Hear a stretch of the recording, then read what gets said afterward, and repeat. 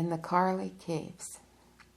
At 5 o'clock in the morning, we had already arrived at the limit, not only of drivable, but even of rideable roads.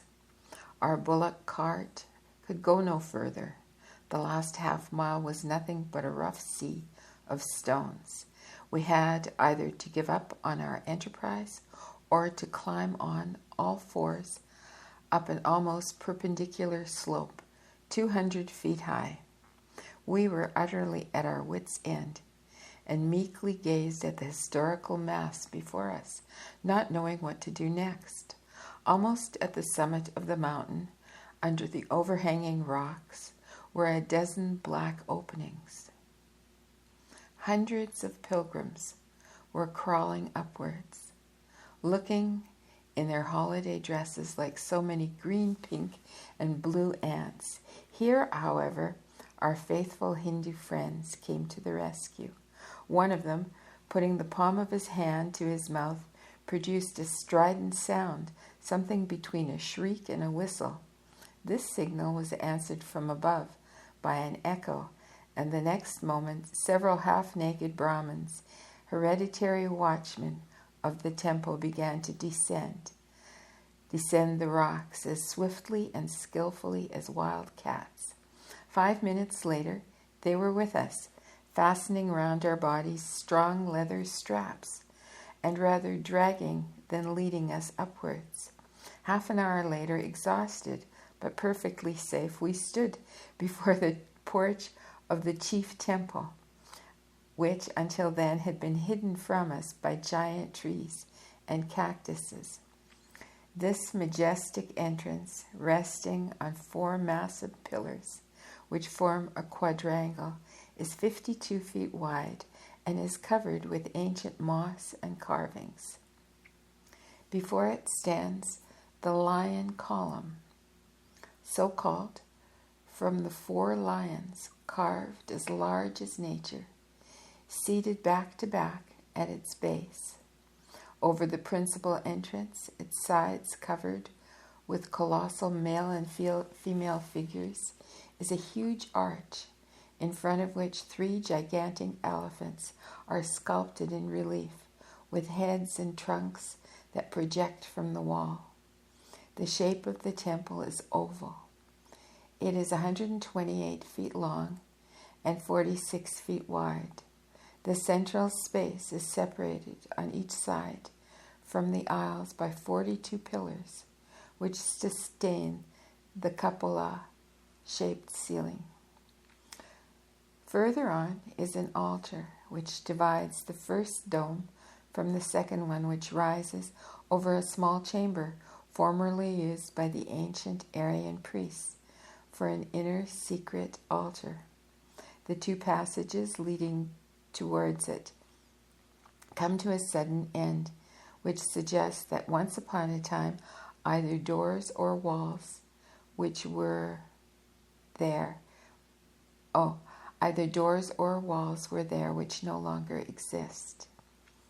Each of the 42 pillars has a pedestal, an octagonal shaft, and a capital, described by Ferguson as one of the most exquisite workmanship, representing 2 kneeling elephants surmounted by a god and goddess. Ferguson further says that this temple, or Chaitya, Chaitya,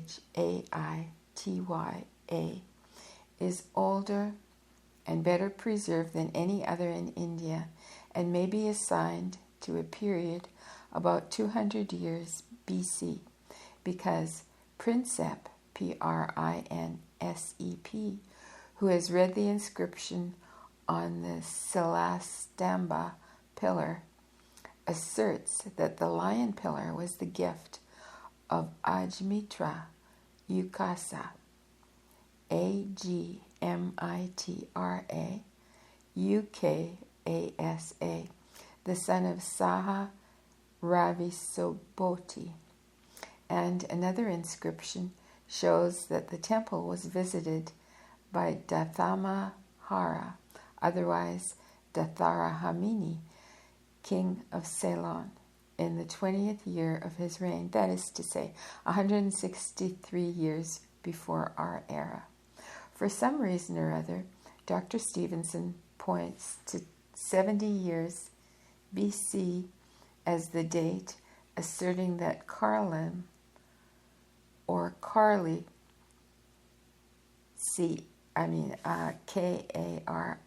Karli, was built by the Emperor Devabhuti under the supervision of Danu Kakata, DHANU-KATATA.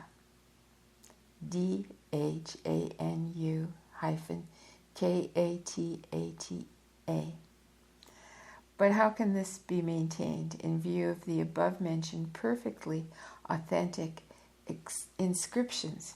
Even Ferguson, the celebrated defender of the Egyptian antiquities and hostile critic of those in India, insists that Karli belongs to the erections of the 3rd century BC, adding that the disposition of the various parts of its architecture is identical with the architecture of the choirs of the Gothic period and the polygonal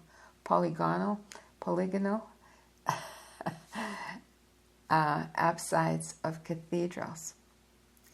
Above the chief entrance is found a gallery, which reminds one of the choirs, where in Catholic churches the organ is placed.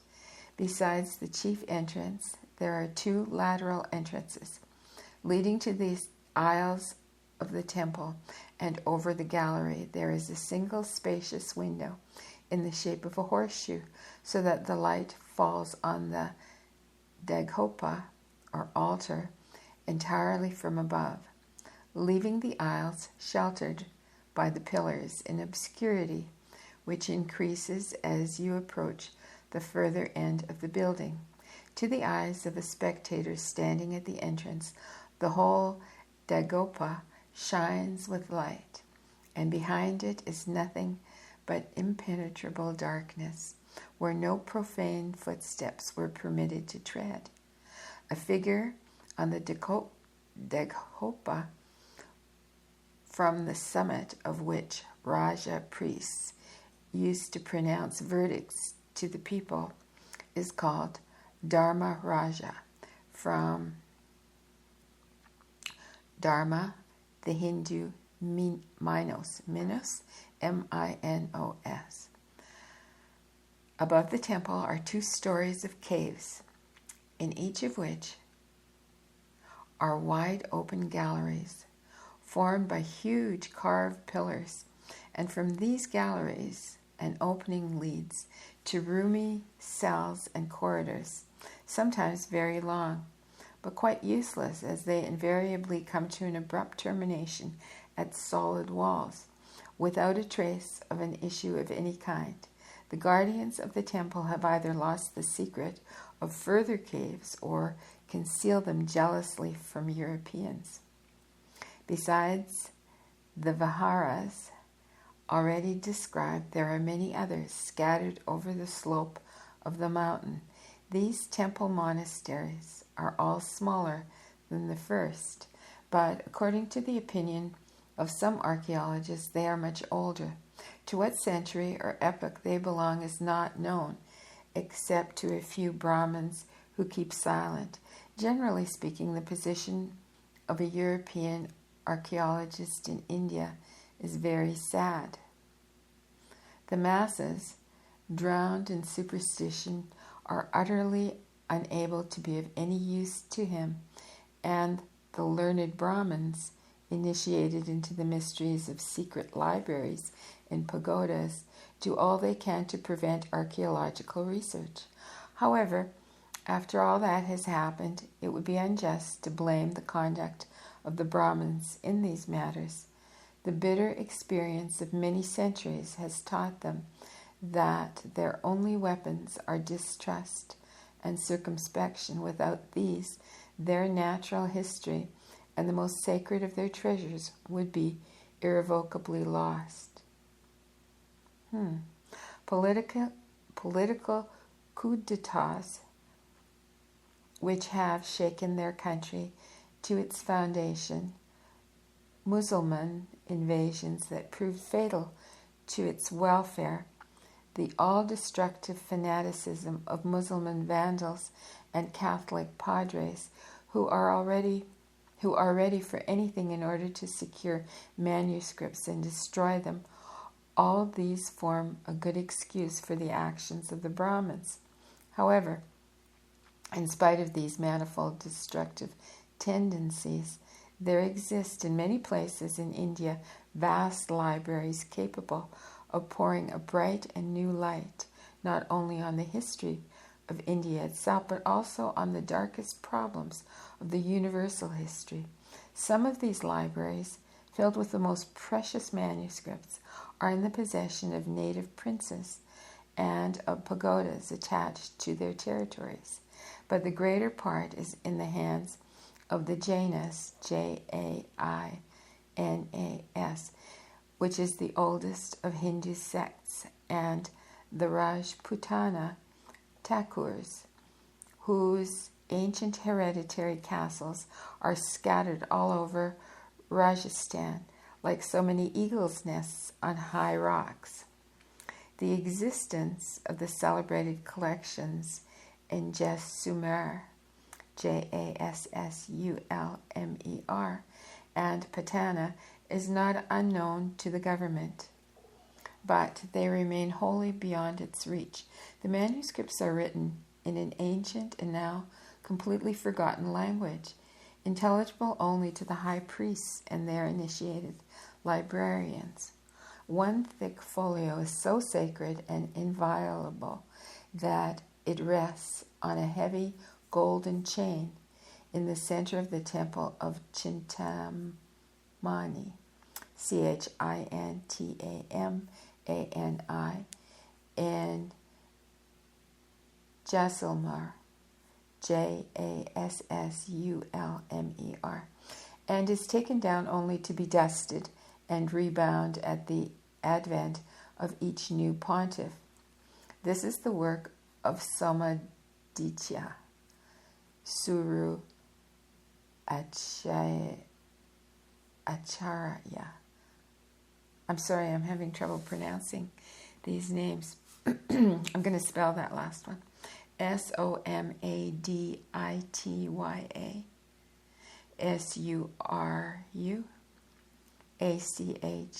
Suracharya.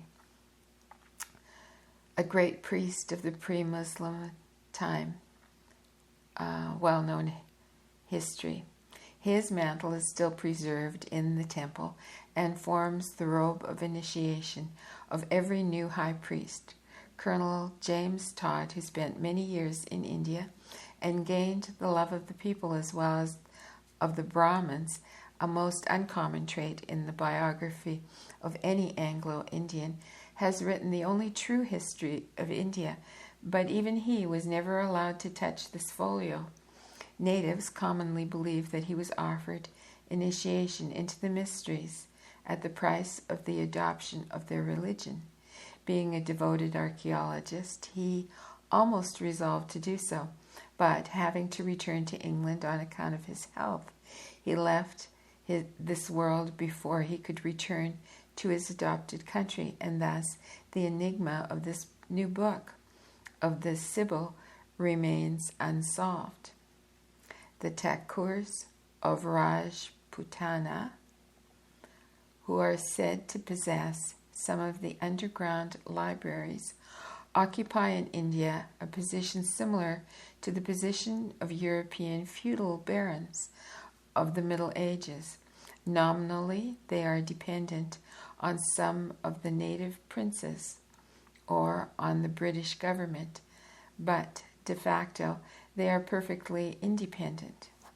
Their castles are built on high rocks, and besides the natural difficulty of entering them, their possessors are made doubly unreachable by the fact that long secret passages exist in every such castle, known only to the present owner and confided to his heir only at his death. We have visited 2 such underground halls, one of them big enough to contain a whole village. No torture would ever induce the owners to disclose the secret of their entrances, but the yogis and the initiated adepts come and go freely, entirely trusted by the Thakurs. A similar story is told concerning the libraries and the subterranean passages of Karli. As for the archaeologists, they are unable even to determine whether this temple was built by Buddhists or by Brahmins. The huge dagopa, D-A-G-H-O-P-A, that hides the Holy of the Holies from the eyes of the worshippers is sheltered by a mushroom-shaped roof and resembles a low minaret with a cupola. Cupola? C-U-P-O-L-A.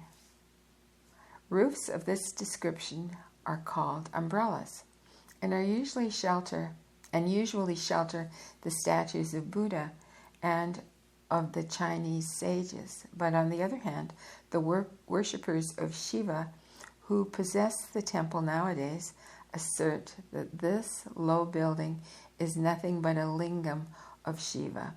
Besides, the carvings of the gods and goddesses cut out of the rock forbid one to think that the temple is the production of the Buddhists. Ferguson writes, What is this monument of antiquity? Does it belong to the Hindus or to the Buddhists? Has it been built upon plans drawn since the death of Sakka Singh, or does it belong to a more ancient religion? That is the question. If Ferguson, being bound by facts existing in inscriptions to acknowledge the antiquity of Karli, will still persist in asserting that Elephanta is of much later date, he will scarcely be able to solve this dilemma because the 2 styles are exactly the same, and the carvings of the latter are still more magnificent. To ascribe the temples of Elephanta and Kanari, K-A-N-A-R-I, to the Buddhists, and to say that their respective periods correspond to the 4th and 5th centuries in the first case and the 10th in the second is to introduce into history a very strange and unfounded anachronism. After the 1st century AD, there was not left a single influential Buddhist in India. Conquered and persecuted by the Brahmins, they emigrated by thousands to Ceylon and the Trans-Himalayan districts. After the death of King Asoka, A-S-O-K-A, Buddhism speedily broke down and in a short time was entirely displaced by the theocratic Brahmanism.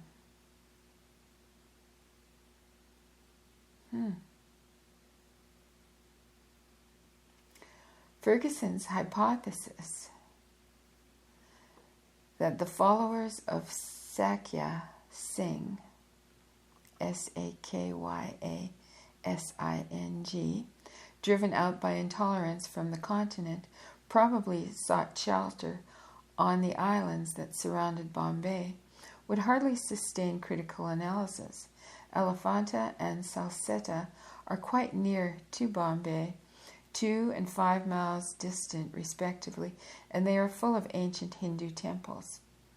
Is it credible then that the Brahmins, at the culminating point of their power, just before the Muslim invasions, fanatical as they were and mortal enemies of the Buddhists, would allow these hated heretics to build temples within their possessions in general and on Gauripuri in particular,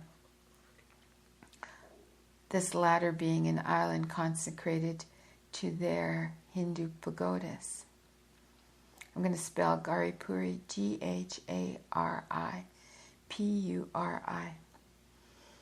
It is not necessary to be either a specialist, an architect, or an eminent archaeologist in order to be convinced at first glance that such temples as Elephanta are the work of cyclopses, requiring centuries and not years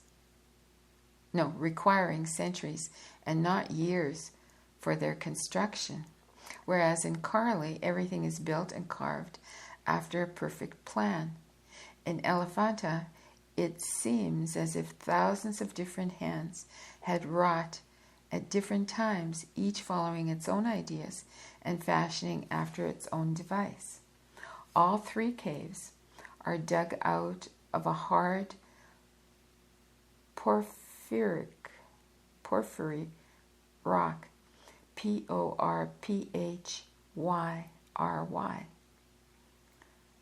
Porphyry rock. The first temple is practically a square, 130 feet, 6 inches long, and 130 feet wide. It contains 26 thick pillars and 16 pilasters. Between some of them there is a distance of 12 or 16 feet, between others 15 feet 5 inches, 13 feet 3.5 inches, and so on. The same lack of uniformity is found in the pedestals of the columns, and the finish and style of which is constantly varying. Why then should we not pay some attention to the explanation of the Brahmins? They say that this temple was begun by the sons of Pandu after the Great War, Mahabharata, and that after their death, every true believer was bidden to continue the work according to his own notions. Thus the temple was gradually built during 3 centuries. Everyone who wished to redeem his sins would bring his chisel and set to work. Many were the members of the royal families and even kings who personally took part in these labors. On the right-hand side of the temple, there is a cornerstone, a lingam of Shiva, in the character of fructifying force, which is sheltered by a small square chapel with 4 doors. Round this chapel are many colossal human figures. According to the Brahmins, these are statues representing the royal sculptors themselves, they being doorkeepers of the Holy of Holies, Hindus of the highest caste. Each of the larger figures leans upon a dwarf representative of the lower castes, which have been promoted by the popular fancy to the rank of demons, in brackets, pisachas, Pisachas. Moreover, the temple is full of unskillful work. The Brahmins hold such a holy place. Let me start that sentence over again. The Brahmins hold that such a holy place could not be deserted if men of the preceding and present generation had not become unworthy of visiting it. As to Kanari or Kanhari and some other cave temples, there is not the slightest doubt that they were all erected by Buddhists. In some of them were found inscriptions in perfect state of preservation, and their style does not remind one in the least of the symbolical buildings of the Brahmins. Archbishop Heber, Heber, thinks that Kanari caves were built in the 1st or 2nd century BC, but Elephanta is much older and must be classed among prehistoric monuments. That is to say, its date must be assigned to the epoch that immediately followed the Great War, Mahabharata, Mahabharata. Unfortunately, the date of this war is a point of disagreement between European scientists. The celebrated and learned Dr. Martin Haug, Haug, thinks it is almost antediluvian, while the no less celebrated and learned Professor Max Müller places it as near the 1st century of our era as possible.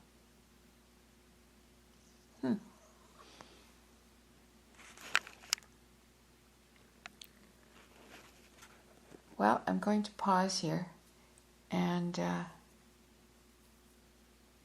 continue later. Till soon.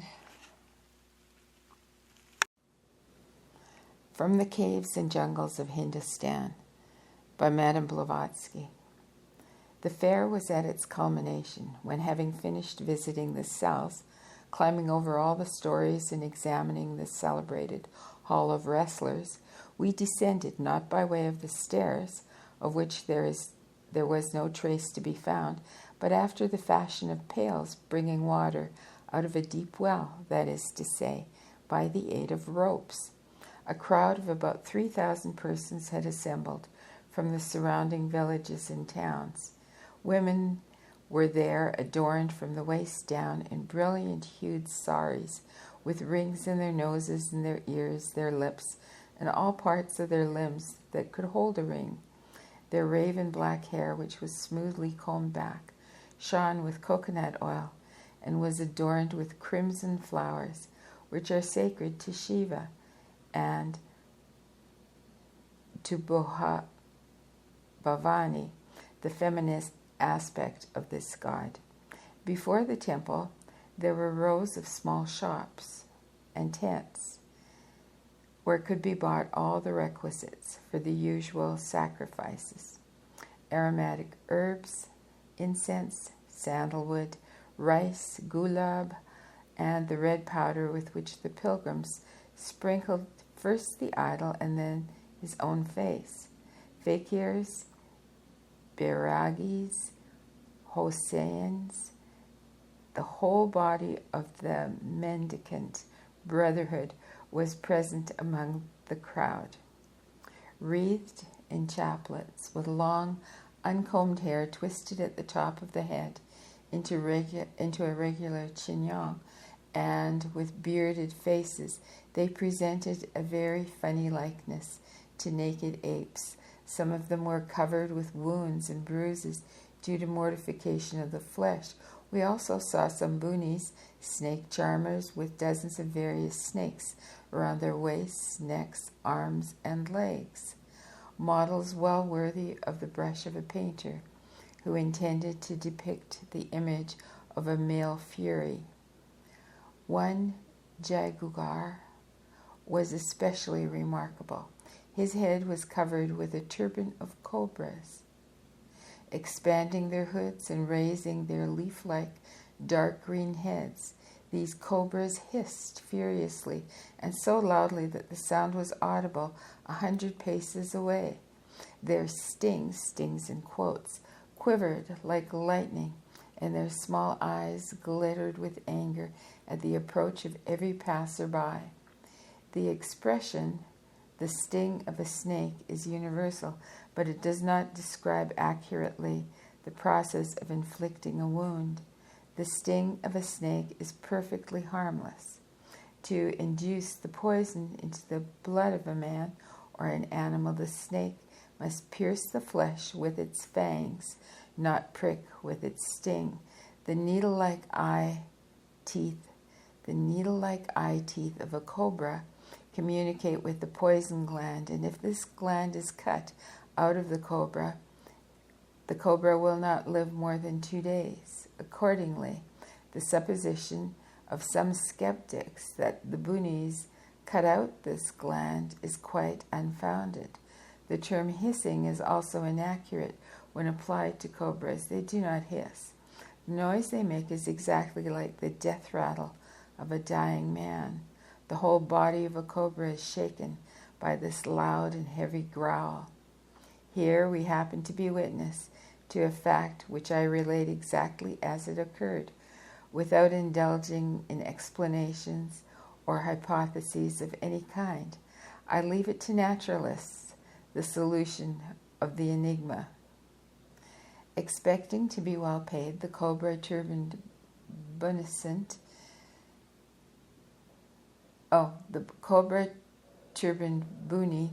sent us word by a messenger boy that he would like very much to exhibit his powers of snake charming. Of course, we were perfectly willing, but on condition that between us and his pupils there should be what Mr. Disraeli would call a scientific frontier. We selected a spot about 15 paces from the magic circle. I will not describe minutely the tricks and wonders that we saw, but will proceed at once to the main fact.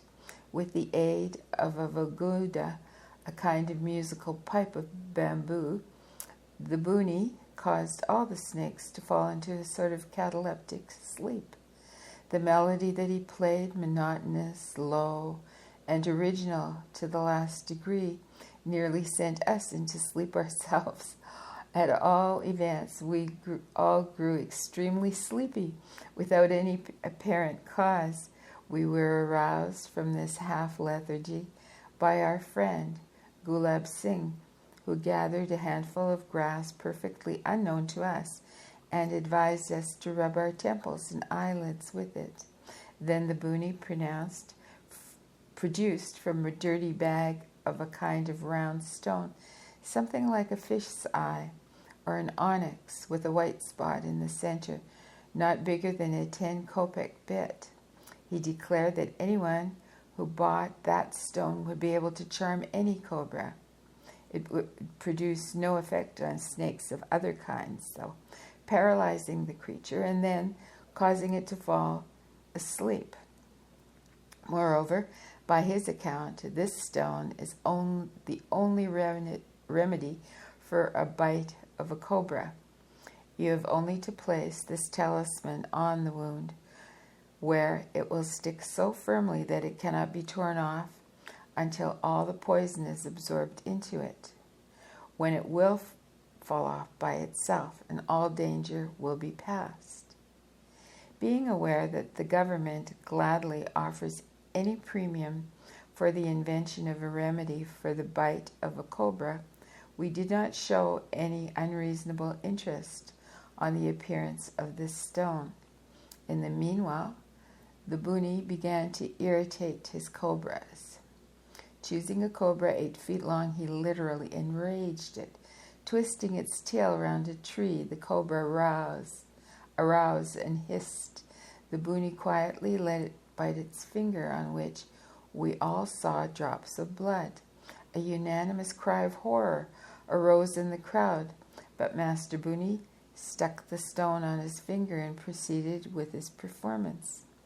The poison gland of the snake has been cut out, remarked our New York colonel. This is a mere farce.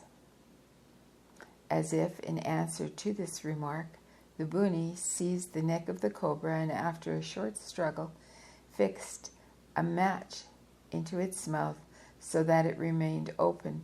Then he brought the snake over and showed it to us, each separately, so that we could see the death-giving gland in its mouth.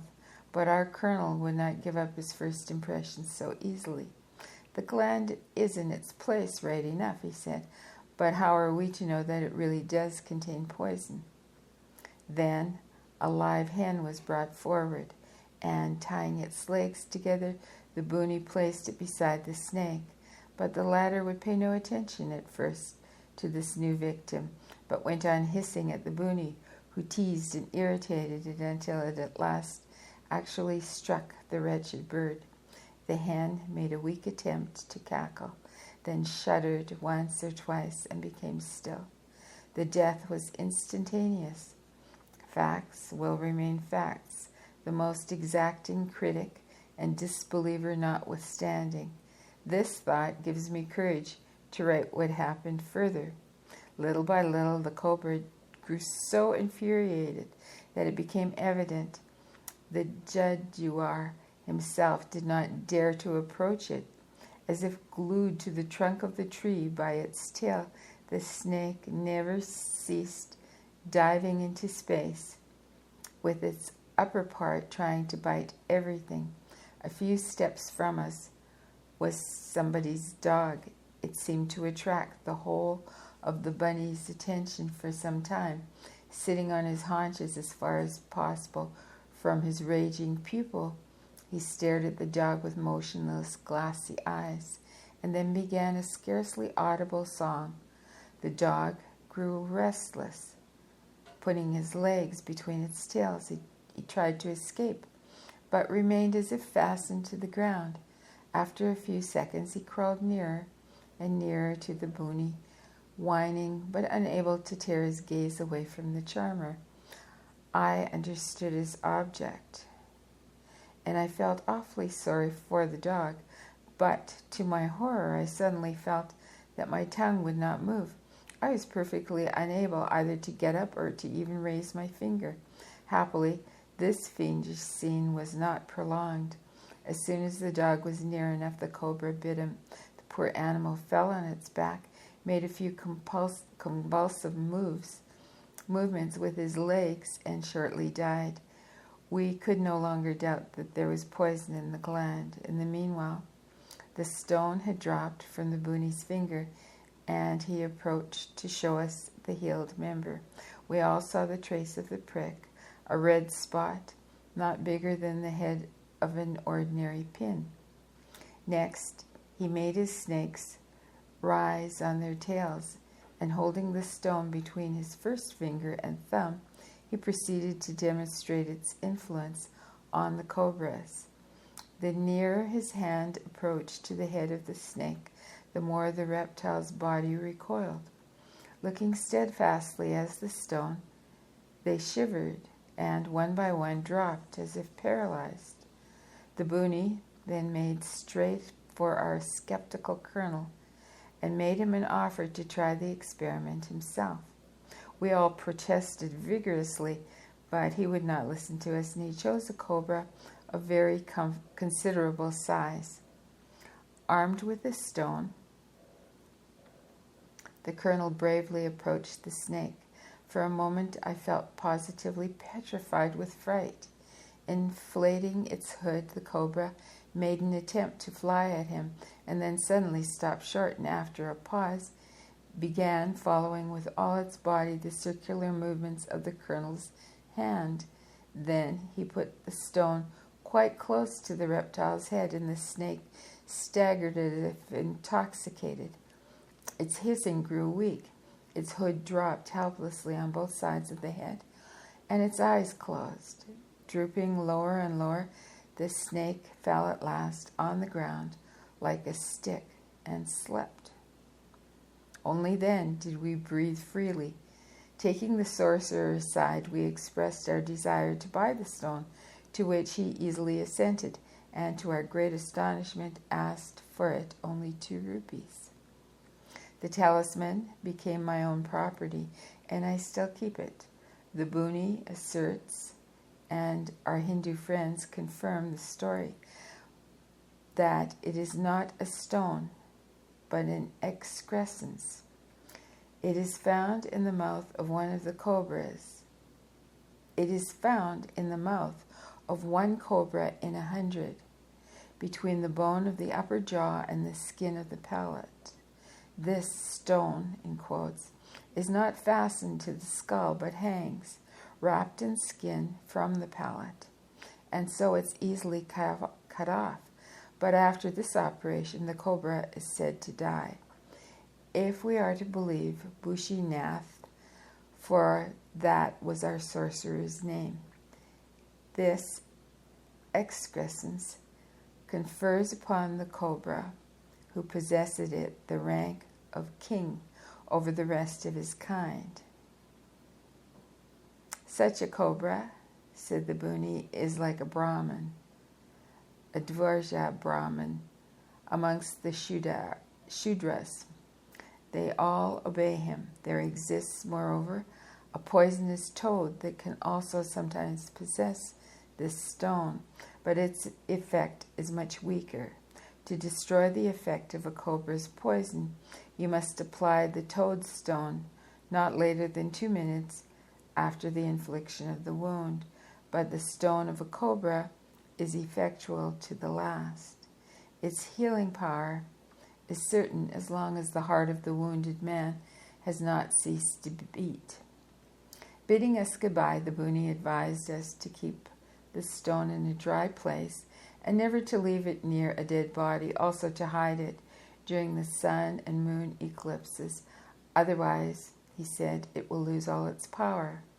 In case we were bitten by a mad dog, he said, we were to put the stone into a glass of water and leave it there during the night. The next morning, the sufferer was to drink the water and then forget all danger. He is a regular devil and not a man, exclaimed our colonel, as soon as the Buni had disappeared on his way to the Shiva temple, where, by the way, we were not admitted. As simple a mortal as you or I, remarked the Rajput with a smile, and what is more, he is very ignorant. The truth is, he has been brought up in a Shivaite pagoda, Shivaite pagoda, like all the real snake charmers. Shiva is the patron god of snakes, and the Brahmins teach the Bunis to produce all kinds of mesmeric tricks by empirical methods, never explaining to them the theoretical principles, but assuring them that Shiva is behind every phenomenon, so that the Bunis sincerely ascribe to their god the honor of their miracles. The government of India offers a reward for an antidote to the poison of the cobra. Why then do the Bunis not claim it, rather than let thousands of people die helplessly? The Brahmins would never do that. No, the Brahmins would never suffer that. If the government took the trouble to examine carefully the statistics of death caused by snakes, it would be found that no Hindu of the Shivaite sect has ever died from the bite of the cobra. They let people of other sects die, but save the members of their own flock. But we did not see how easily he parted with his secret, notwithstanding we were foreigners. Why should not the English buy it as readily? Because the secret is quite useless in the hands of the Europeans. The Hindus do not try to conceal it because they are perfectly certain that without their aid nobody can make any use of it. The stone will retain its wonderful power only when it's taken from a live cobra. In order to catch the snake without killing it, it must be cast into a lethargy, or if you prefer the term, charmed. Who is there among the foreigners who is able to do this? Even among the Hindus, you will not find a single individual in all of India who possesses this ancient secret, unless he is a disciple of the Shivaite Brahmins. Only Brahmins of this sect possess a monopoly of the secret, and not all of them,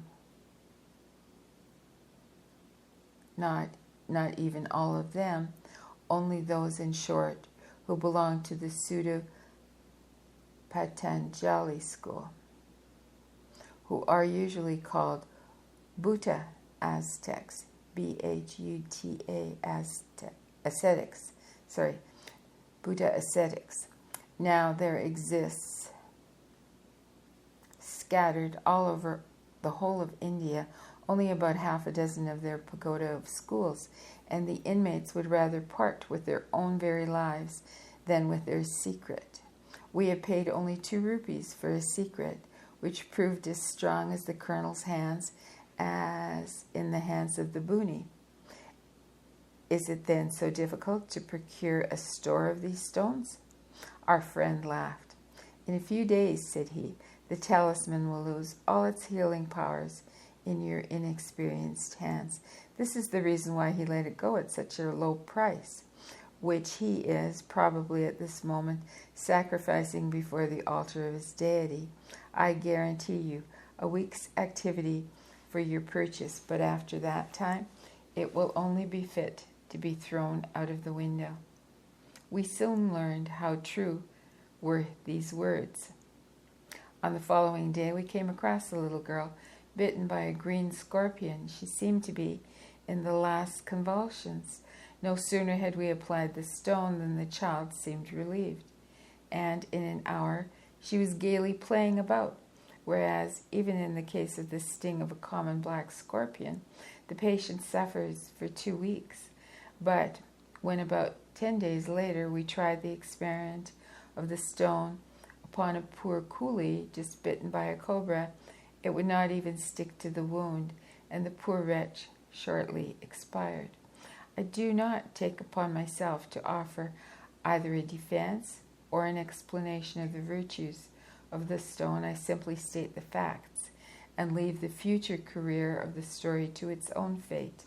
The skeptics may deal with it as they will, yet I can easily find people in India who will bear witness to my accuracy. In this connection, I was told a funny story.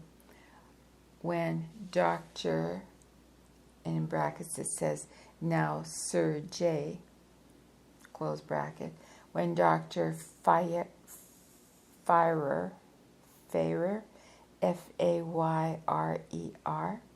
who lately published his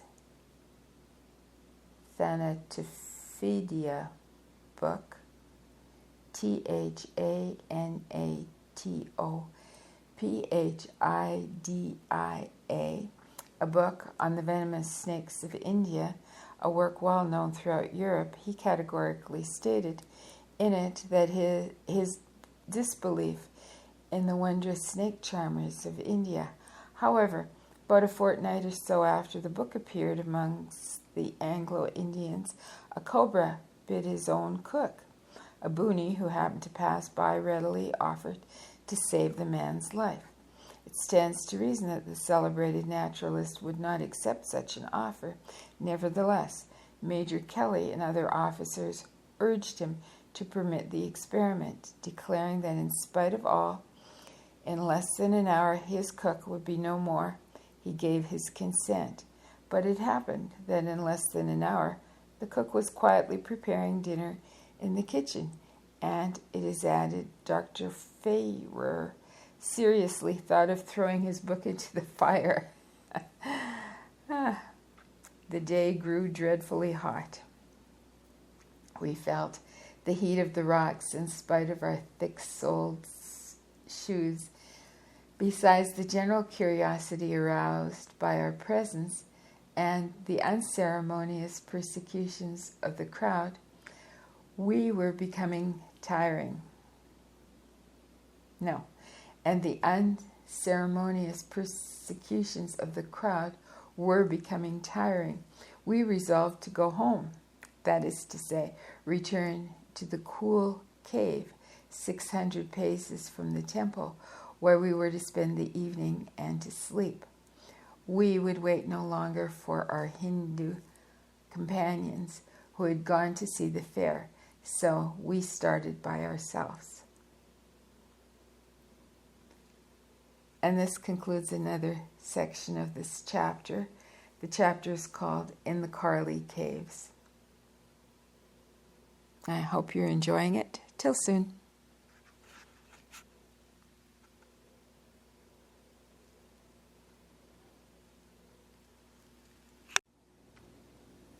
From the Caves and Jungles of Hindustan by Madame Blavatsky. In the Karli Caves. On approaching the entrance of the temple, we were struck by the appearance of a young man who stood apart from the crowd and was of an ideal beauty. He was a member of the Sadhu sect, a candidate for saintship, to use the expression of one of our party.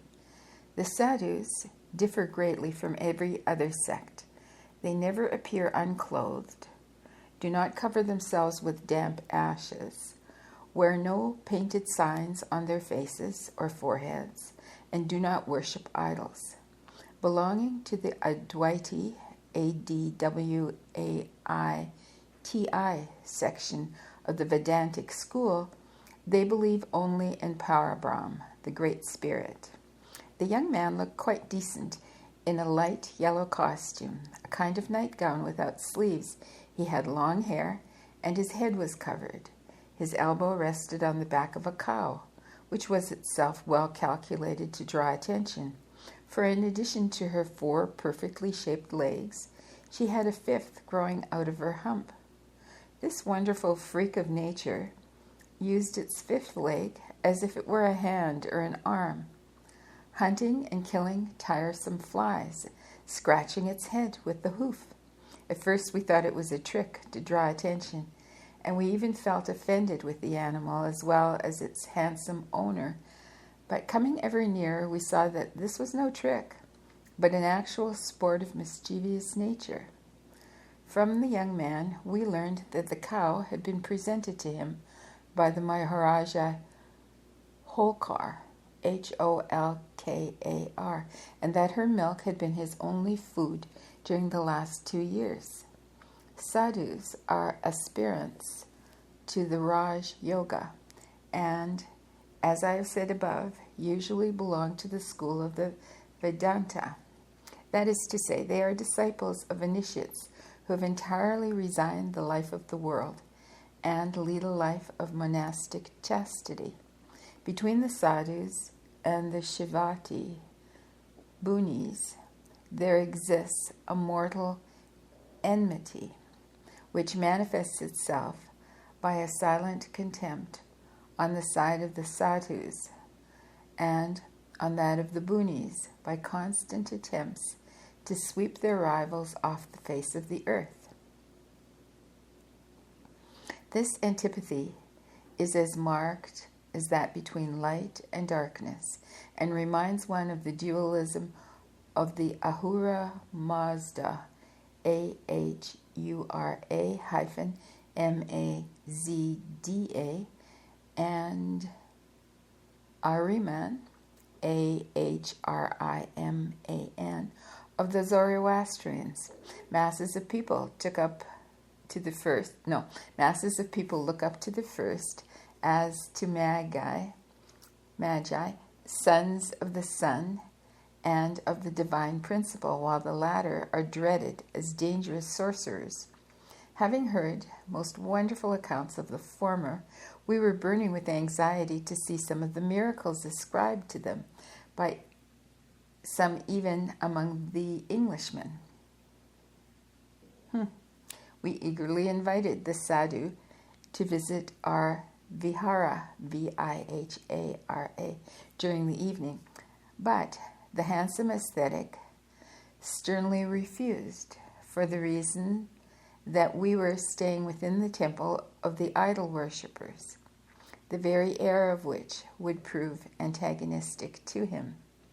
We offered him money, but he would not touch it, and so we parted. A path, or rather a ledge, cut along the perpendicular face of the rocky mass, 200 feet high, led from the chief temple to our vihara.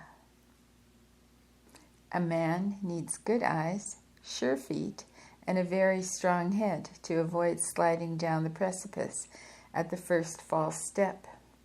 Any help would be quite out of the question, for the ledge being only 2 feet wide, no one could walk side by side with another. We had to walk one by one, appealing for aid only to the whole of our personal courage. But the courage of many of us was gone on an unlimited furrow. The position of our American colonel was the worst, for he was very stout and short-sighted, which defects taken together caused him frequent vertigos. To keep up our spirits, we indulged in a choral performance of the duet from Norma, Moriam, Insieme, Insieme,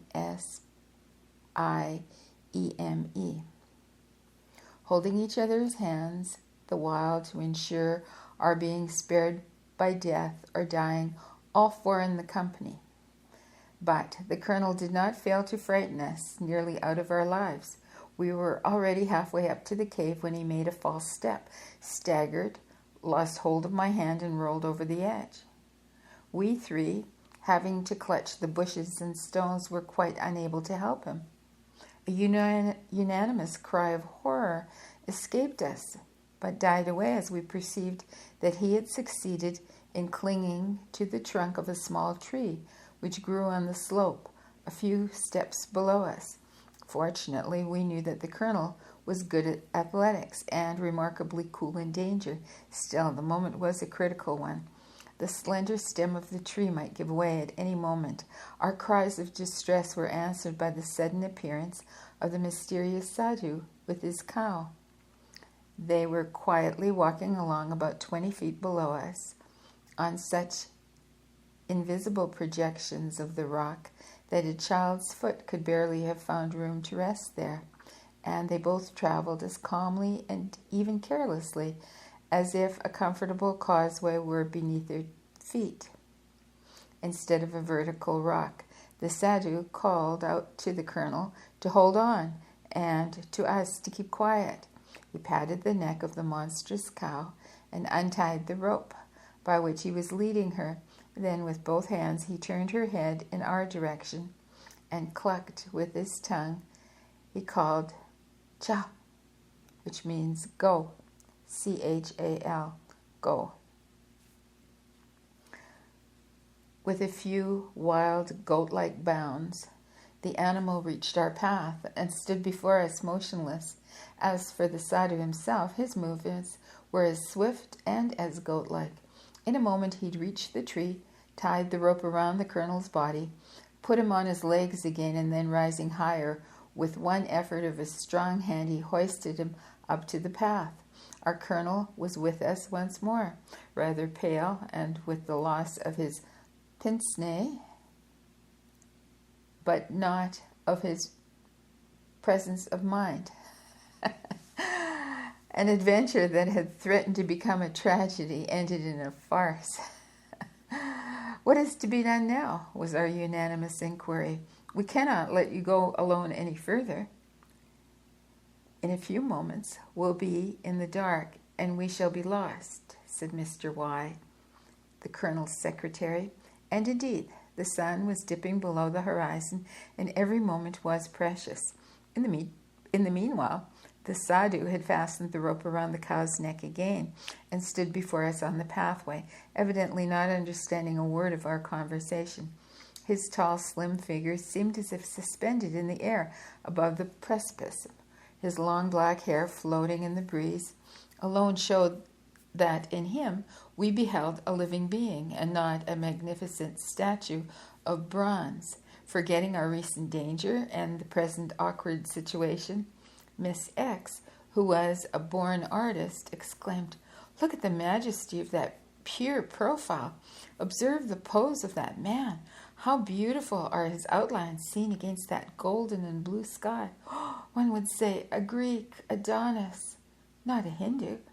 But the Adonis in question put a sudden stop to her ecstasy. He glanced at Miss X, and half pitying, half kindly, laughing eyes, and said with his ringing voice in Hindi, "Bara Sahib cannot go any farther without the help of someone else's eyes. Sahib's eyes are his enemies. Let the Sahib ride on my cow. She cannot stumble." "I ride on a cow, and a 5-legged one at that? Never!" exclaimed the poor colonel with such a helpless air. Nevertheless, we all burst out laughing. "It would be better for Sahib to sit on a cow than to lie on a chitta, which is the pyre on which the dead are burned," remarked the sadhu with modest seriousness. "Why call forth the hour which is not yet struck?" The colonel saw that the argument was perfectly useless, and we succeeded in persuading him to follow the sadhu's advice, who carefully hoisted him on the cow's back, and then, recommending to him to hold on to the 5th leg, he led the way. We all followed to the best of our ability. In a few minutes, we were on the veranda of our vihara. where we found our Hindu friends who had arrived by another path. We eagerly related all our adventures, and then we looked for the sadhu. But in the meantime, he had disappeared, together with his cow. "Do not look for him. He is gone by the road known only to himself," remarked Gulab Singh carelessly. "He knows you are sincere in your gratitude, but he would not take your money. He is a sadhu, not a buni," added he proudly. We remember that it was reported this proud friend of ours also belonged to the sadhu sect. "Who can tell," whispered the colonel in my ear, "whether these reports are merely gossip or the truth?" Sadhu Nanaka, Nanaka, must not be confounded with Guru Nanaka, the leader of the Sikhs. The former are Advaitas, Adwaitas, and the latters are monotheists. The Advaitas believe only in an impersonal deity called Parabrahm. In the chief hall of the Vihara was a life-size statue of Bhavani, the feminine aspect of Shiva. From the bosom of this Devaki streams forth the pure cold water of mountain spring, which falls into a reservoir at her feet. Around it lay heaps of sacrificial flowers, rice, betel leaves, betel, and incense. This hall was, in consequence, so damp that we preferred to spend the night on the veranda in the open air, hanging as it were between the sky and the earth, and lit from below by numerous fires kept burning all night by Gulab Singh's servants to scare away any wild beasts, and from above by the light of the full moon. A supper was arranged after the Eastern fashion, on carpets spread on the floor and with thick banana leaves for plates and dishes. The noiselessly gliding steps of the servants, more silent than ghosts, their white muslins and red turbans, the limitless depths of space, lost in waves of moonlight before us, and behind the dark vaults of ancient caves, dug out by unknown races in unknown times in honor of an unknown prehistoric religion. All these, our surroundings, transported us into a strange world and into distant epochs, far different from our own. We had before us representatives of 5 peoples, 5 different types of costumes, each quite unlike the other. All 5 are known to us in ethnography under the generic name of Hindus. Similarly, eagles, condors, hawks, vultures, and owls are known to ornithology as birds of prey, but the analogous differences are as great. Each of these 5 companions, a Rajput, a Bengali, a Madrasi, a Sinhalese, and a Marathi, is a descendant of a race, the origin of which European scientists have discussed for over half a century without coming to any agreement.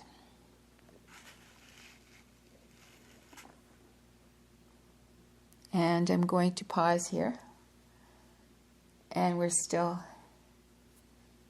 in that same chapter in the caves of Karli. So I hope you're enjoying this, and till soon.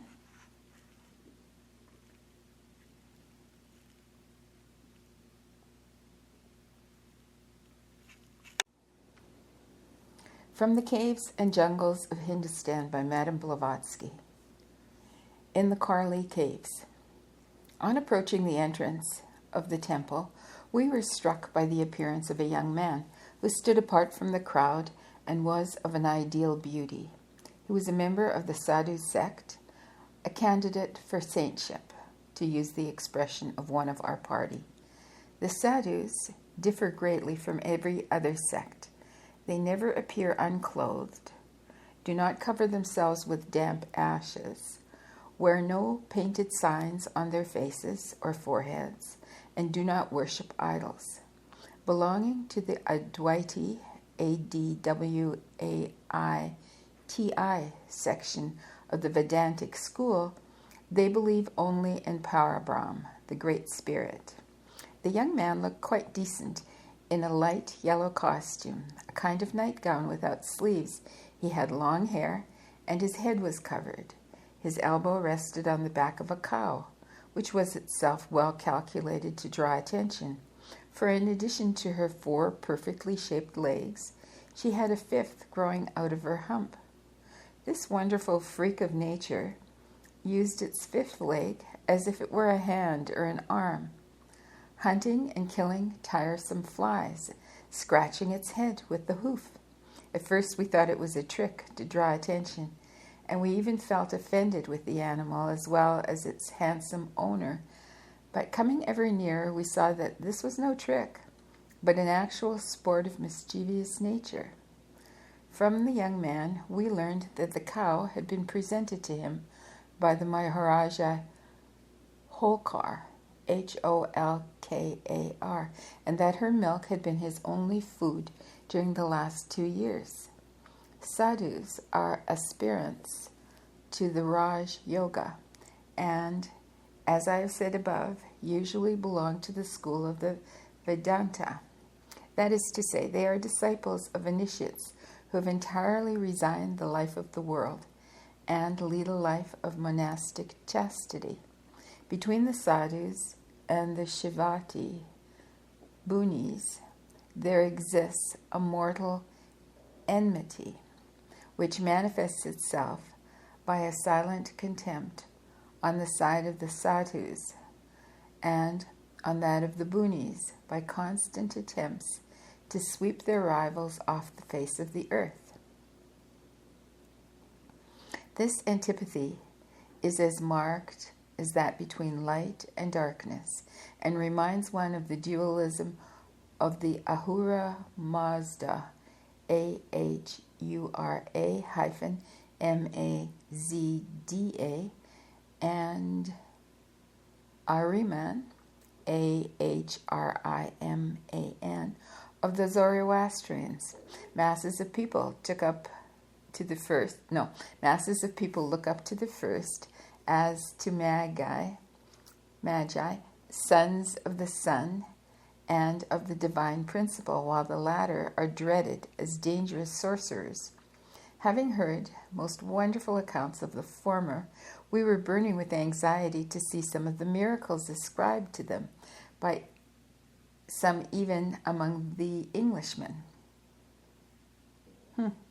We eagerly invited the sadhu to visit our vihara, Vihara, during the evening, but the handsome ascetic sternly refused, for the reason that we were staying within the temple of the idol worshippers, the very air of which would prove antagonistic to him. We offered him money, but he would not touch it, and so we parted. A path, or rather a ledge, cut along the perpendicular face of the rocky mass, 200 feet high, led from the chief temple to our vihara. A man needs good eyes, sure feet, and a very strong head to avoid sliding down the precipice at the first false step.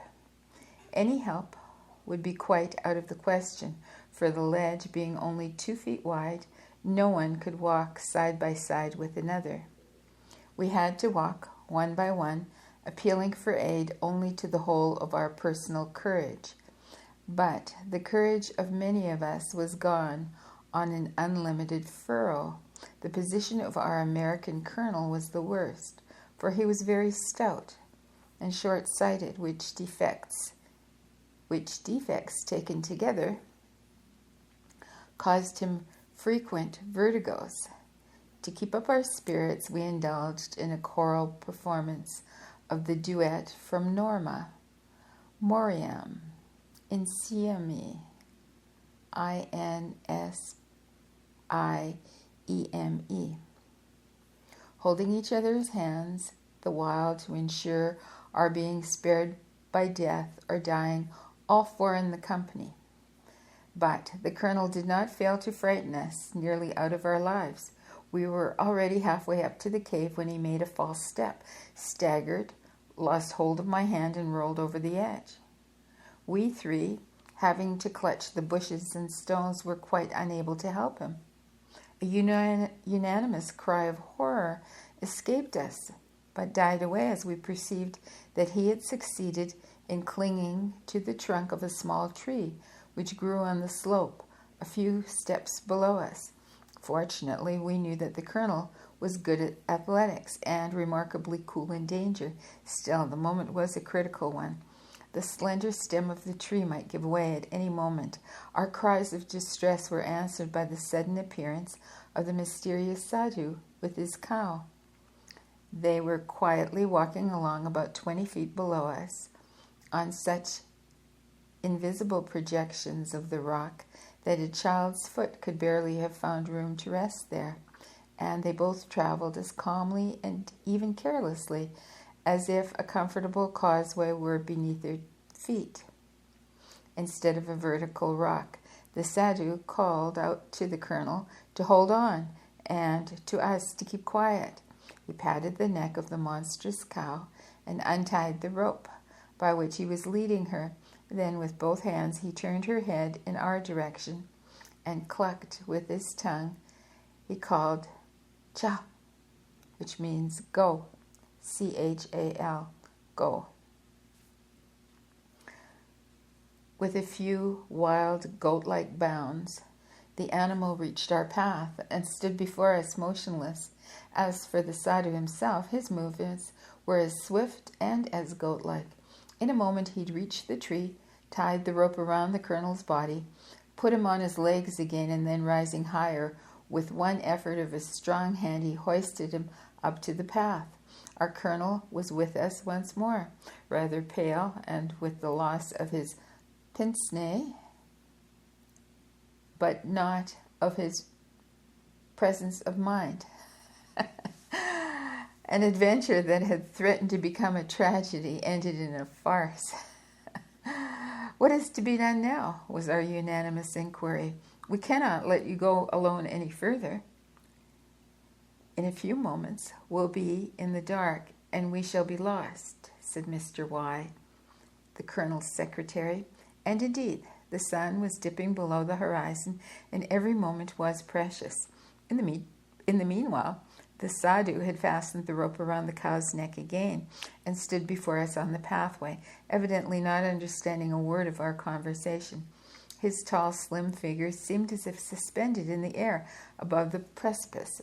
His long black hair, floating in the breeze, alone showed that in him we beheld a living being and not a magnificent statue of bronze. Forgetting our recent danger and the present awkward situation, Miss X, who was a born artist, exclaimed, "Look at the majesty of that pure profile. Observe the pose of that man. How beautiful are his outlines seen against that golden and blue sky. One would say a Greek Adonis, not a Hindu." But the Adonis in question put a sudden stop to her ecstasy. He glanced at Miss X, and half pitying, half kindly, laughing eyes, and said, with his ringing voice in Hindi, "Bara Sahib cannot go any farther without the help of someone else's eyes. Sahib's eyes are his enemies. Let the Sahib ride on my cow. She cannot stumble." "I ride on a cow? And a 5-legged one at that? Never!" exclaimed the poor colonel with such a helpless air. Nevertheless, we all burst out laughing. "It will be better for Sahib to sit on a cow than to lie on a chitta, which is the pyre on which the dead are burned," remarked the sadhu with modest seriousness. "Why call forth the hour which is not yet struck?" The colonel saw that the argument was perfectly useless, and we succeeded in persuading him to follow the sadhu's advice, who carefully hoisted him on the cow's back, and then, recommending to him to hold on to the 5th leg, He led the way. We all followed to the best of our ability. In a few minutes, we were on the veranda of our vihara, where we found our Hindu friends who had arrived by another path. We eagerly related all our adventures, and then we looked for the sadhu. But in the meantime, he had disappeared, together with his cow. "Do not look for him. He is gone by the road known only to himself," remarked Gulab Singh carelessly. "He knows you are sincere in your gratitude, but he would not take your money. He is a sadhu, not a bhuni," added he proudly.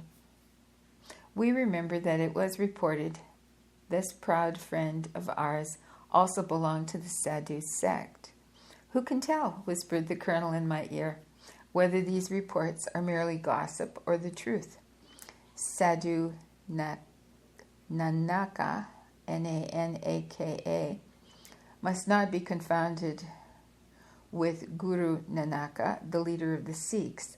The former are Advaitas, Adwaitas, and the latters are monotheists. The Advaitas believe only in an impersonal deity called Parabrahm. In the chief hall of the Vihara was a life-size statue of Bhavani, the feminine aspect of Shiva. From the bosom of this Devaki streams forth the pure cold water of mountain spring, which falls into a reservoir at her feet. Around it lay heaps of sacrificial flowers, rice, betel leaves, betel, and incense. This hall was, in consequence, so damp that we preferred to spend the night on the veranda in the open air, hanging as it were between the sky and the earth, and lit from below by numerous fires kept burning all night by Gulab Singh's servants to scare away any wild beasts, and from above by the light of the full moon. A supper was arranged after the Eastern fashion, on carpets spread on the floor and with thick banana leaves for plates and dishes. The noiselessly gliding steps of the servants, more silent than ghosts, their white muslins and red turbans, the limitless depths of space, lost in waves of moonlight, before us, and behind the dark vaults of ancient caves, dug out by unknown races in unknown times, in honor of an unknown prehistoric religion. All these, our surroundings, transported us into a strange world and into distant epochs, far different from our own. We had before us representatives of 5 peoples, 5 different types of costumes, each quite unlike the other. All 5 are known to us in ethnography under the generic name of Hindus. Similarly, eagles, condors, hawks, vultures, and owls are known to ornithology as birds of prey, but the analogous differences are as great. Each of these 5 companions, a Rajput, a Bengali, a Madrasi, a Sinhalese, and a Marathi, is a descendant of a race, the origin of which European scientists have discussed for over half a century without coming to any agreement.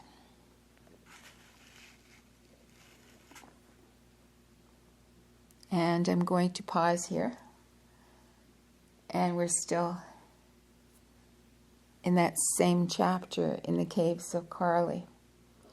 So I hope you're enjoying this, and till soon.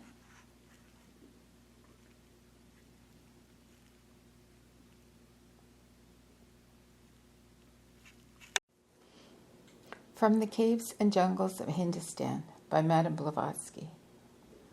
Rajputs are called Hindus and are said to belong to the Aryan race, but they call themselves Surya Vansa, that is to say, descendants of Surya, or the sun. The Brahmins derive their origin from Indu, the moon, and are called Indu Vansa. Indu, Soma, or Chandra, meaning moon in Sanskrit. If the first Aryans appearing in the prologue of universal history are Brahmins, that is to say, the people who, according to Max Müller, having crossed the Himalayas, conquered the country of the 5 rivers, then the Rajputs are no Aryans. And if they are Aryans, they are not Brahmins, as all their genealogies and sacred books show that they are much older than the Brahmins. And in this case, moreover, the Aryan tribes had an actual existence in other countries of our globe than the much renowned district of Oxus, O-X-U-S, the cradle of the Germanic race, the ancestors of Aryans and Hindus. In the fancy of the scientist, we have named and his German school.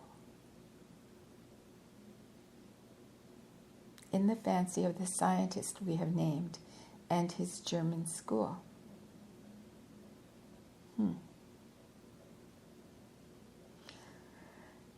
The moon in quotes, the moon line begins with Pururavas,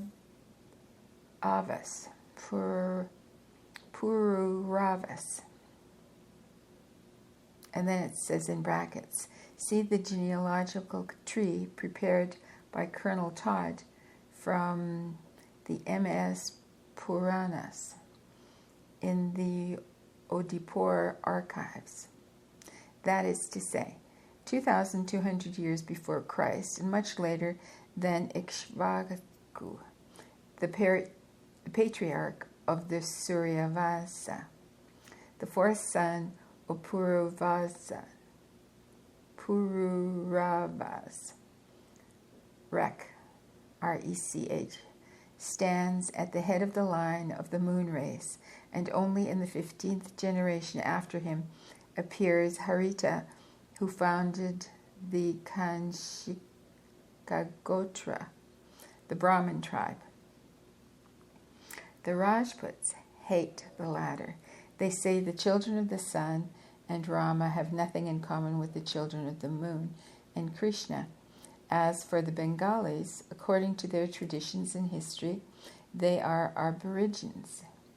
The Madrasis and the Sinhalese are Dravidians. They have in turn been said to belong to the Semites, the Hamites, the Aryans, and lastly, they have given up to the will of God, with the conclusion drawn that the Sinhalese, at all events, must be Mongolians of Turanian origin. The Marathis are aborigines of the west of India, as the Bengalis are of the east. But to what group of tribes belong these two nationalities, no ethnographer can define, save perhaps a German. The traditions of the people themselves are generally denied, because they are not in harmony with foregone conclusions. The meaning of ancient manuscripts is disfigured, and in fact, sacrificed to fiction, if only the latter proceeds from the mouth of some favorite oracle. The ignorant masses are often blamed and found to be guilty of superstitions for creating idols in the spiritual world. It is not then the educated man, the man who craves after knowledge, who is enlightened, still more inconsistent than these masses, when he deals with his favorite authorities. Are not half a dozen laurel-crowned heads allowed by him to do whatever they like with facts, to draw their own conclusions according to their own liking? And does not he stone every one of them who would dare to rise against the decisions of these quasi-infallible specialists, and brand him as an ignorant fool? Let us remember the case in point of Louis Jacoliot, Jacolliot, who spent 20 years in India, who actually knew the language and the country to perfection, and who nevertheless was rolled in the mud by Max Müller, whose foot never touched Indian soil. The oldest people of Europe are mere babes compared to the tribes of Asia and especially of India. And oh, how poor and insignificant are the genealogies of the oldest European families compared with those of some Rajputs. In the opinion of Colonel Todd, who for over 20 years studied these genealogies on the spot, they are the completest and most trustworthy of the records of the people of antiquity. They date from 1000 to 2200 years BC, and their authenticity may often be proved by reference to Greek authors. After long and careful research in comparison with the text of the Puranas, Puranas, and various monumental inscriptions, Colonel Todd came to the conclusion that in the Oedipur archives, now hidden from public inspection, not to mention other sources, may be found a clue to the history of India in particular and to universal ancient history in general. Let me spell that word. Oodeypore. Colonel Todd advises the earnest seeker after this clue not to think with some flippant archaeologists who are insufficiently acquainted with India that the stories of Rama, the Mahabharata, Krishna, and the 5 brothers of Pandu are mere allegories. He affirms that he who seriously considers these legends will soon become thoroughly convinced that these so-called fables are founded on historical facts, by the actual existence of the descendants of the heroes, by tribes, ancient towns, and coins still exist. I'm going to read that sentence again. He affirms that he who seriously considers these legends will very soon become thoroughly convinced that all these so-called fables are founded on historical facts, by the actual existence of the descendants of the heroes, by tribes, ancient towns, and coins still exist, that to acquire the right to pronounce a final opinion, one must read first the inscriptions on the Hindu Pratha pillars of Purag and Mevar, on the rocks of Junagar in Bijoli, on Aravuli, and on all the ancient Jaina temples scattered throughout India, where are to be found numerous inscriptions in a language utterly unknown, in comparison with which the hieroglyphs will seem a mere toy. Yet, nevertheless, Professor Max Müller, who, as already mentioned, was never in India, sits as a judge and corrects chronological tables as is his wont. And Europe, taking his words for those of an oracle, endorses his decisions. Talking of the venerable German Sanskrit's chronology, I cannot resist the desire to show, be it only to Russia, on what a fragile basis are founded his scientific discussions, and how little he is to be trusted when he pronounces upon the antiquity of this or that manuscript.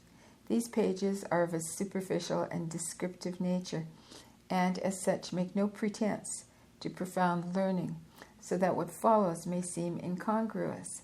But it must be remembered that in Russia, as elsewhere in Europe, people estimate the value of this philological light by the points of exclamation lavished upon him by his admiring followers, and that no one reads the Veda Bhashya of Swami Dayanand. It may even be that I shall not be far from the truth in saying that the very existence of this work is ignored, which may perhaps be a fortunate fact for the reputation of Professor Max Müller. I shall be as brief as possible. When Professor Max Müller states in his Sahitya Grantha that the Aryan tribe in India acquired the notion of God step by step very slowly, he evidently wishes to prove that the Vedas are far from being as old as supposed by some of his colleagues. Having presented in due course some more or less valuable evidence to prove the truth of this new theory, he ends with a fact which in his opinion is indisputable. He points to the word Hiranya Garbha. I'm going to spell that. HIRANYA-GARBHA in the mantras, which he translates by the word gold, golden quotes, and adds that as the part of the Vedas called Chanda appeared 3,100 years ago, the part called mantrams could not have been written earlier than 2,900 years ago. Let me remind the reader that the Vedas are divided into two parts: Chandras -slokas, S-L-O-K-A-S, verses, etc., and the mantrams -prayers and rhythmical hymns, which are at the very same time incantations used in white magic. Professor Max Müller divides the mantram in brackets Agnihi Purwebhihi. Okay, I'm going to spell these. This is in brackets and in quotes within the brackets. Okay, Agnihi Poorwebhihi. Okay, so Professor Max Müller divides the mantram Agnihi Purwebhi, etc., philologically and chronologically, and finding in it the word Hiranyagarbha, the word he pointed to before. He denounces it as an anachronism. The ancients, he said, had no knowledge of gold, and therefore, if gold is mentioned in this mantram, it seems that the mantram was composed of a comparatively modern epoch, and so on. But here is the illustrious Sanskritist. No, let me start that sentence over again. But here the illustrious Sanskritist is very much mistaken. Swami Dayanand and other pandits, who sometimes are far from being Dayanand's allies, maintain that Professor Max Müller has completely misunderstood the meaning of the term Hiranya. Originally, it did not mean, and when united with the word Garbha, even now does not mean, gold. So all the professor's brilliant demonstrations are labor in vain. The word Hiranya is the mantram. No, the word Hiranya in this mantram must be translated in quotes, divine light. Mystically, a symbol of knowledge. Analogically, the alchemists used the term sublimated gold for light and hoped to compose the objective metal out of its rays. The two words, Hiranya, Garbha, taken together mean literally the radiant bosom, and when used in the Vedas, designate the first principle, in whose bosom, like gold, in the bosom of the earth rests the light of the divine knowledge and truth. the essence of the soul liberated from the sins of the world. In the mantrams, as in the chandas, one must always look for a double meaning. 1. A metaphysical one, purely abstract. 2. One as purely physical, for everything existing upon the earth is closely bound to the spiritual world from which it proceeds and by which it is reabsorbed.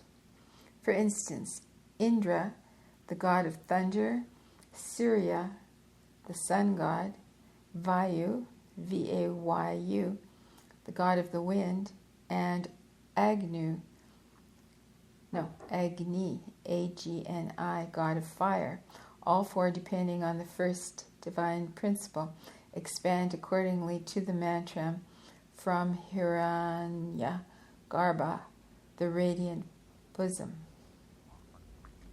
In this case, the gods are the personifications of the forces of nature, but the initiated adepts of India understand very clearly that the god Indra, for instance, is nothing more than a mere sound, born of the shock of electrical forces, or simply electricity itself.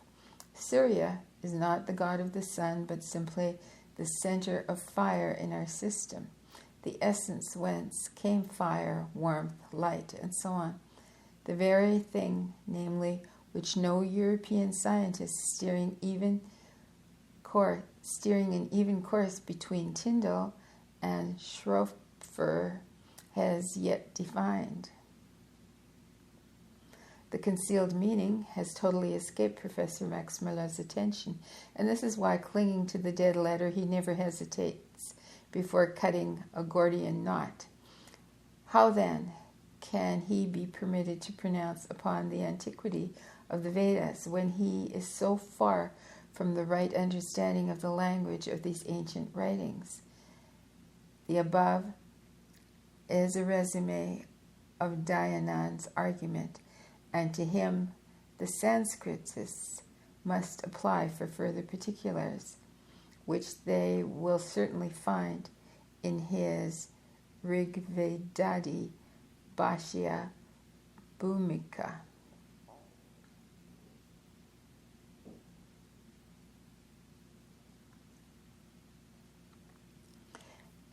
And now there's a new section. In the cave, everyone slept soundly round the fire except myself. None of my companions seemed to mind in the least either the hum of the 1,000 voices of the fair or the prolonged faraway roar of the tigers rising from the valley, or even the loud prayers of the pilgrims who passed to and fro all night long, never fearing to cross the steep passage, which, even by daylight, caused us much perplexity. They came in parties of 2 or 3, and sometimes there appeared a lonely, unescorted woman. They could not reach the large vihara because we occupied the veranda at the entrance, and so, after grumbling a little, they entered a smaller lateral cave, something like a chapel, containing a statue of Devaka Mata above a tank full of water. Each pilgrim prostrated himself for a time, and then placed his offering at the feet of the goddess, and bathed in the holy waters of purification, or at the very least sprinkled some water over his forehead, cheeks, and breast. Lastly, retreating backward, he knelt against the door and disappeared in the darkness with a final invocation. Mata, Mata, Mata. Mother, O great mother. 2 of Gulag Singh's servants with traditional spears and shields of rhinoceros skin, who had been ordered to protect us from the wild beasts, sat on the steps of the veranda. I was unable to sleep, and so watched with increasing curiosity everything that was going on. The Thakur, Takur, too, was sleepless.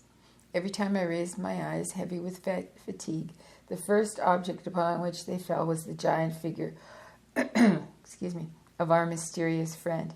Having seated himself after the Eastern fashion with his feet drawn up and his arms crossed round his knees. The Rajput sat on a bench cut in the rock at one end of the veranda, gazing out into the silvery atmosphere.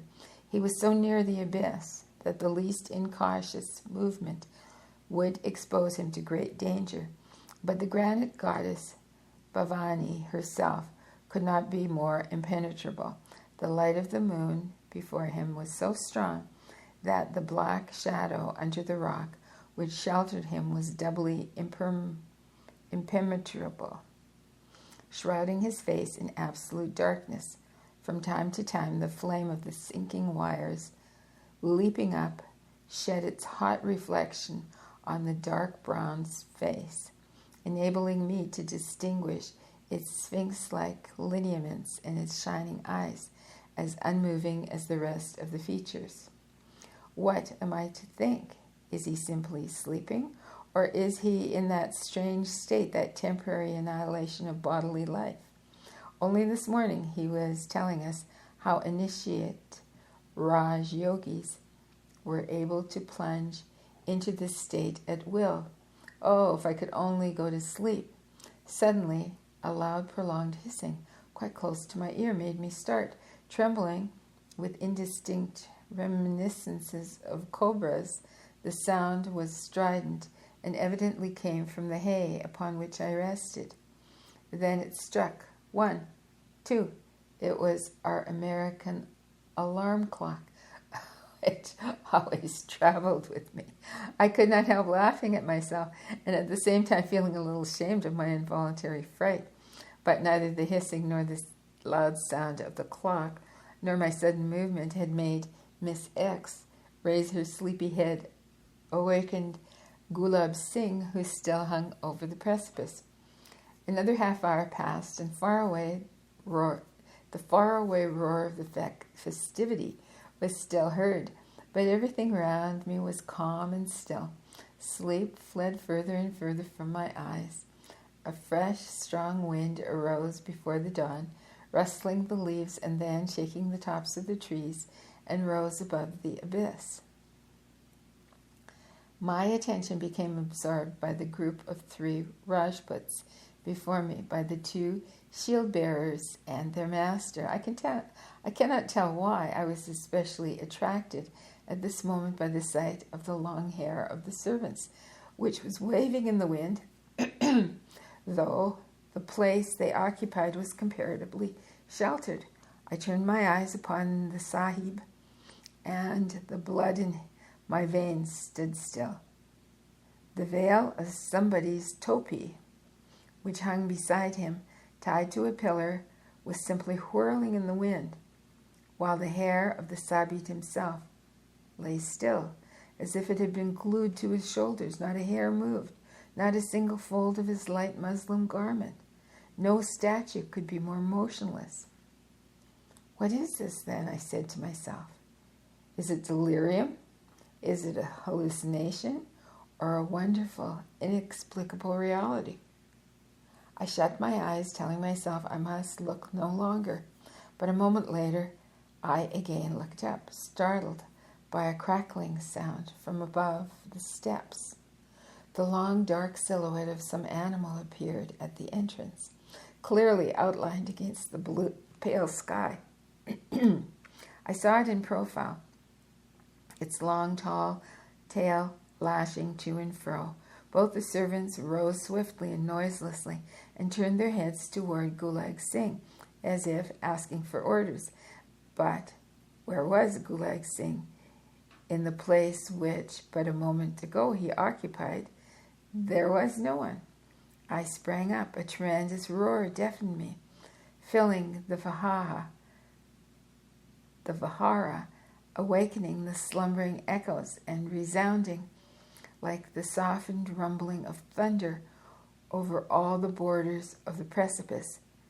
Good heavens, a tiger! Before this thought had time to shape itself clearly in my mind, the sleepers sprang up and all the men seized all their guns and revolvers, and then we heard the sound of crashing branches and of something heavy sliding down the precipice. The alarm was general. "What is the matter now?" said the calm voice of Gulang Singh, and I again saw him on the stone bench. "Why should you be so frightened?" "A tiger." "Was it not a tiger?" came in hasty questioning tones from the Europeans and the Hindus. Miss X trembled like one stricken with fever. Whether it was a tiger or something else matters very little to us now. Whatever it was, it is by this time at the bottom of the abyss, answered the Rajput, yawning.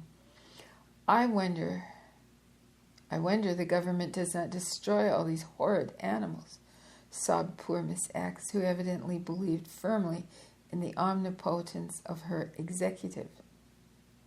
"But how did you get rid of the striped one?" insisted the colonel. "Has anyone fired a shot? You Europeans think that shooting, You Europeans think that shooting is, if not the only, at least the best way to get rid of wild animals. We possess other means, which are sometimes more efficacious than guns," explained Babu Narendra Dasem. "Wait until you come to Bengal. There you will have many opportunities to make acquaintance with the tigers." It was now getting light, and the Gulag Singh proposed to us to descend and examine the rest of the caves and the ruins of the fortress before the day became too hot. So at 3:30 we went one by another and eased our way to the valley. And happily, this time we had no adventures. The Marathi did not accompany us. He disappeared without informing us whither he was going. And I'm going to pause here. And there are 7 pages left in this chapter, which I'll resume later. Till soon.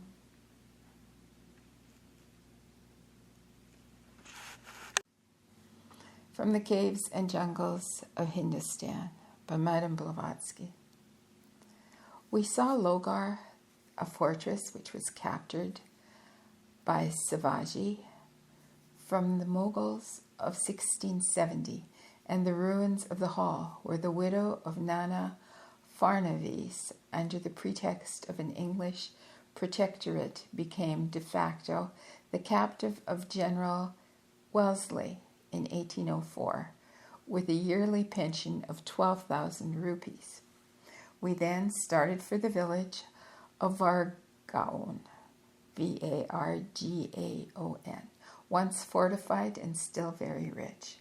We were to spend the hottest hours of the day there, from 9 in the morning until 4 in the afternoon, and proceed upwards to the historical caves of Bursa and Baja, about 3 miles from Karli. At about 2 p.m., when in spite of the huge punkas waving to and fro, we were grumbling at the heat, appeared our friend, the Maratha Brahmin, Mahratta,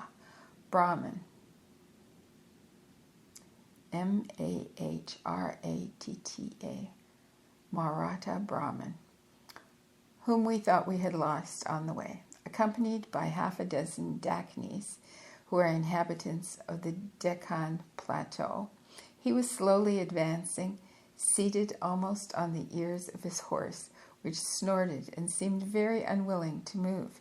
When he reached the veranda and jumped down, we saw the reason for his disappearance. Across the saddle was tied a huge tiger, whose tail dragged in the dust. There were traces of dark blood in his half-opened mouth. He was taken from the horse and laid down by the doorstep. Was it our visitor of the night before? I looked at Gulam Singh. He lay on a rug in the corner, resting his head on his hand, reading. He knitted his brows slightly, but didn't say a word. The Brahmin, who had just brought the tiger, was very silent too, watching over certain preparations, as if making ready for some solemnity. We soon learned that in the eyes of superstitious people what was about to happen was a solemnity indeed. A bit of hair cut from the skin of a tiger that has been killed neither by bullet nor by knife, but by a word in quotes, is considered the best of all talismans against his tribe. This is a very rare opportunity, exclaimed Marathi. It is very seldom that one meets with a man who possesses the word, W-O-R-D. Yogis and sadhus do not generally kill wild animals, thinking it is sinful to destroy any living creature, be it even a cobra or a tiger, so they simply keep out of the way of noxious animals. There exists only one brotherhood in India whose members possess all secrets, and from whom nothing in nature is concealed. Here is the body of a tiger to testify that the animal was not killed with a weapon of any kind, but simply by the word of Gulab Lal Singh. I found it very easily in the bushes exactly under our vihara at the foot of the rock over which the tiger had rolled, already dead. Tigers never make false steps. Gulab Lal Singh, you are a Raj Yogi, and I salute you, added the proud Brahmin, kneeling before the Thakur, T-A-K-U-R. Do not use vain words, Krishna Rao, interrupted Gulab Singh. Get up, do not play the part of a Shudra. I obey you, Sahib, but forgive me, I trust my own judgment. No Raj Yogi ever yet acknowledged his connection with the Brotherhood since the time Mount Abu came into existence. And he began distributing bits of hair taken from the dead animal. No one spoke. I gazed curiously at the group of fellow travelers. The colonel, president of our society, sat with downcast eyes, very pale. His secretary, Mr. Y, lay on his back, smoking a cigar, and looking straight above him with no expression in his eyes. He silently accepted the hair and put it in his purse.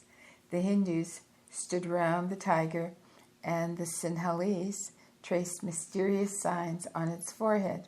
Gulab Singh continued quietly reading his book. The Birza cave, about 6 miles from Vargaon, Vargaon, is constructed on the same plane as Karli. The vault-like ceiling of the temple rests upon 26 pillars, 18 feet high, and the portico on 4 28 feet high. Over the portico are carved groups of horses, oxen, and elephants of the most exquisite beauty. The hall of initiation is spacious, oval, with pillars and 11 very deep cells cut into the rock.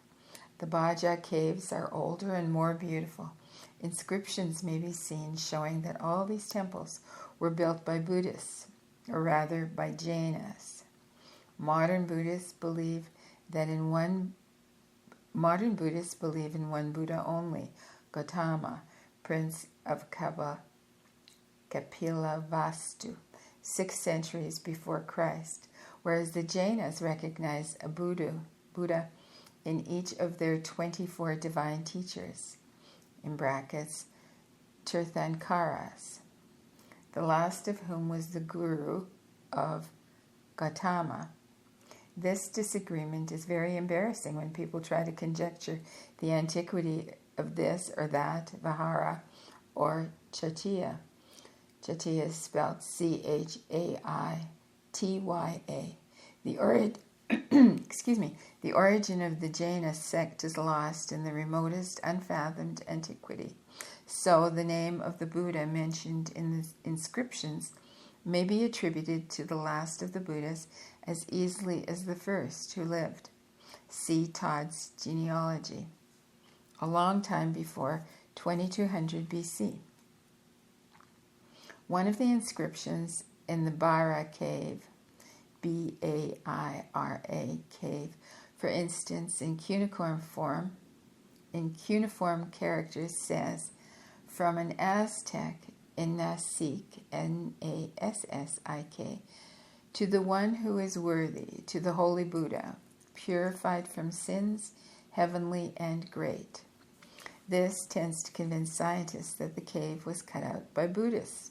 Another inscription in the same cave, but over another cell, contains the following: an agreeable offering of a small gift to the moving force, in brackets, life, to the mind principle, in brackets, soul, the well-beloved material body, fruit of Manu, priceless treasure to the highest and here present heavenly.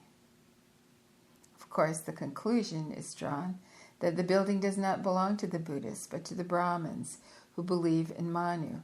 Here are two more inscriptions from the Baja caves. An agreeable gift of the symbol and vehicle of the purified Saka, S-A-K-A-S-A-K-A. Gift of the vehicle of Radha, wife of Krishna, symbol of perfection, to Sugata, who is gone forever.